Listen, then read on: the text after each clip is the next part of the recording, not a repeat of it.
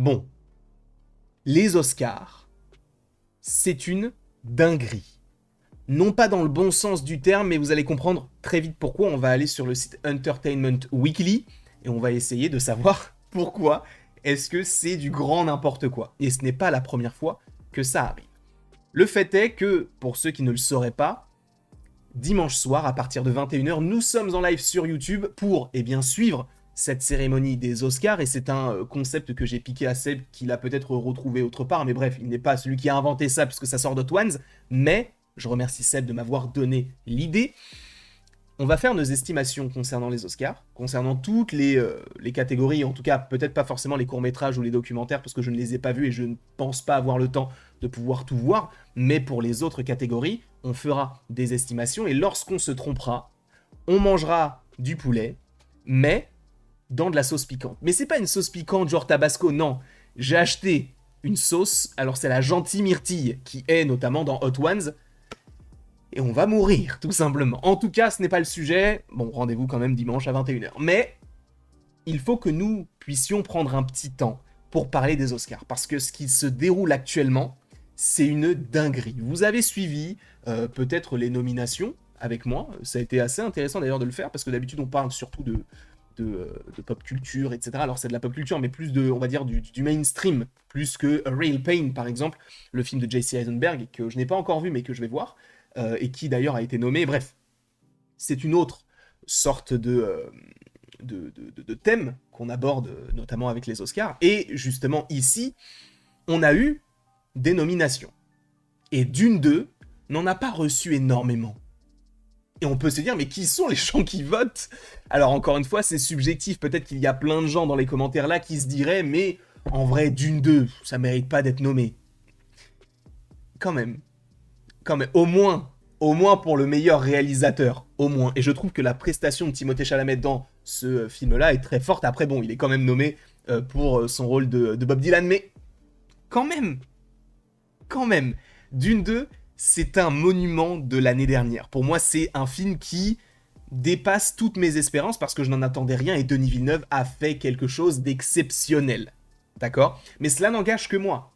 D'accord? Je ne suis pas quelqu'un qui va regarder les films pour les Oscars et qui va les noter. Puisque comment est-ce que ça se déroule? On a un panel de personnes anonymes qui vont regarder les films et vont les noter. C'est le principe. D'accord? Et via ces différents votes, via ces différentes notes, boum, on sait qui gagne. C'est comme ça que ça marche. D'ailleurs, on a eu plusieurs fois des moments assez cocasses lors des Oscars, que ce soit la gifle de Will Smith, qui était, je suis désolé de prendre parti, mais qui était méritée. Et au-delà de ça, on a eu, à un moment donné, je crois que ça avait été... Alors c'était peut-être l'année de La La Land, je ne sais plus, c'est La La Land qui avait été annoncé, et finalement ils se sont trompés, c'était Moonlight. Bref, c'était une folie. Et c'était une folie. Mais on a eu aussi à un moment donné un film qui a popé nulle part. Ce serait intéressant de vraiment se focaliser sur les grandes cérémonies telles que celle-ci, qui en soi sont politisées, mais on n'est pas là pour parler de ça. On va, évidemment, revenir sur l'article d'Entertainment Weekly, qui, en fait, va nous faire comprendre que des personnes n'ont pas vu tous les films. Et ça, en vrai, je trouve ça fou. C'est-à-dire que tu es là pour les Oscars. C'est toi qui vas donner une note pour les nommer et tu ne regardes pas les films. C'est bizarre quand même. Regardez juste... Alors, l'article est assez long, mais j'ai retrouvé le passage, ou en tout cas l'un des passages qui m'intéresse. Choix secret des Oscars pour le meilleur film. Donc, il y a eu Conclave, Un parfait inconnu, Anora, The Brutalist, Mine, méchant, et Emilia Pérez. Et il y a quelqu'un qui a dit... Le premier Dune, je ne l'ai pas terminé. Je ne me précipite pas pour regarder encore 3 heures de Dune. Il est encore temps de réévaluer, mais j'ai vraiment eu du mal. En gros, le mec, il te dit, bah, j'ai pas mis Dune dedans, le 2, je l'ai pas mis dedans parce que j'ai pas trop aimé le 1. Donc, et en plus, je l'ai pas fini le 1. Donc le 2, là, qui aurait pu être dedans, bah, je l'ai pas vu. Mais c'est un film que tu devais voir pour les Oscars. Et tu ne le mets pas dans ta liste. C'est quand même très étrange, on est bien d'accord. Et sachez que Discussing Film, du coup, a fait un tweet, justement, en disant que pas moins de 4 votants aux Oscars, anonymes bien sûr, ont tous dit qu'ils n'avaient pas vu Dune partie 2 et se sont abstenus de le classer dans leur bulletin de vote pour le meilleur film. Je cite du coup, je n'ai pas réussi à terminer le premier Dune, je ne me précipite pas pour regarder 3 heures supplémentaires de Dune. Les gars, quand même, vous êtes aux Oscars. Que ce soit des randoms à la limite, vous êtes aux Oscars.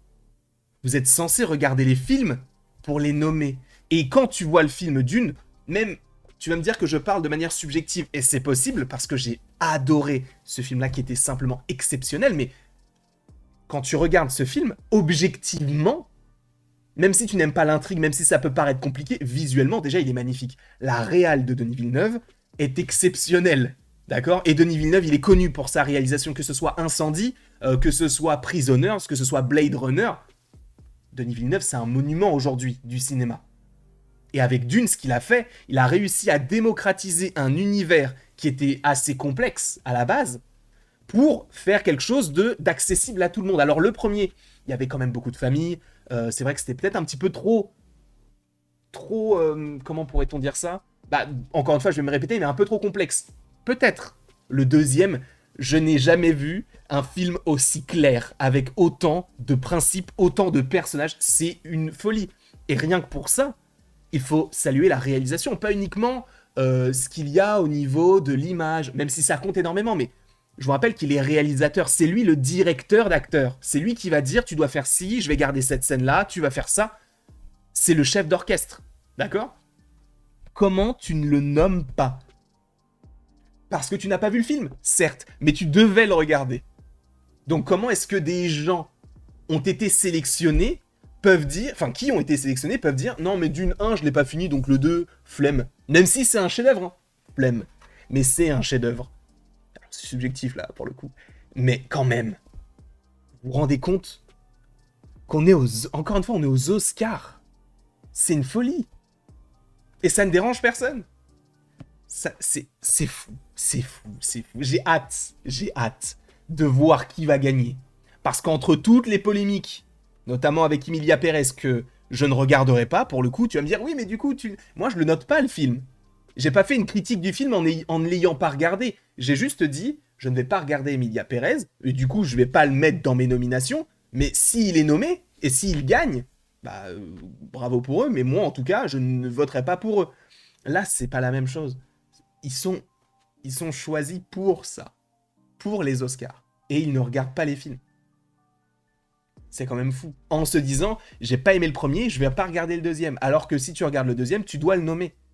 Au minimum. Alors, il y a des gens qui l'ont nommé pour d'autres catégories. Alors, je ne me souviens plus exactement des catégories, mais je pense qu'il doit y avoir peut-être meilleur montage ou meilleure photographie. Je sais plus exactement, mais un minimum, les gars. Un minimum, quand même. Moi, je vais pas mettre Emilia Pérez en haut alors que je ne l'ai pas vu. Bah là, c'est la même chose. Tu dois regarder ce film-là. Tu le dois. Et là, t'es en train de nous dire, je l'ai pas vu. Bref. Bref, l'article est assez long, je vous le mettrai en description si vous voulez tout lire, mais je trouve que c'est une folie. En tout cas, je ne sais pas ce que vous en pensez. N'hésitez pas à me le dire dans les commentaires. N'hésitez pas non plus à aimer, à partager, à vous abonner, hein, si ce n'est pas déjà le cas. Pour rappel, on se retrouve dimanche à 21h sur YouTube. Il y aura les poulets. Il y aura la sauce piquante. Il y aura du feu. Et sûrement un lendemain compliqué. En tout cas, je vous remercie beaucoup d'avoir été présent. Et après tout ceci, vraiment, lisez l'article. Je vous invite à le lire. Et à la prochaine pour la prochaine, bien sûr. Mais lisez l'article. Et évidemment, n'hésitez pas non plus à aimer, à partager, à vous abonner si ce n'est pas déjà le cas. Et on se retrouve d'ici quelques temps pour de nouvelles vidéos, pour de nouvelles aventures.